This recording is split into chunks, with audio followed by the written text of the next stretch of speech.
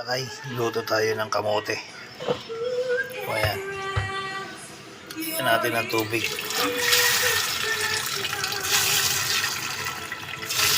Naglaga tayo ng kamote. Ayan, salang natin. Ayan, salang natin. Pan natin. O ayan lakay. Maya-maya, check natin maya-maya.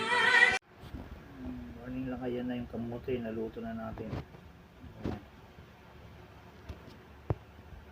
Yan. Ito na o. Diba, naluto na natin. Kainin na natin yan.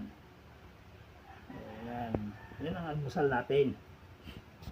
Yan ang umagahan natin ngayon. Diet muna tayo ngayong umaga.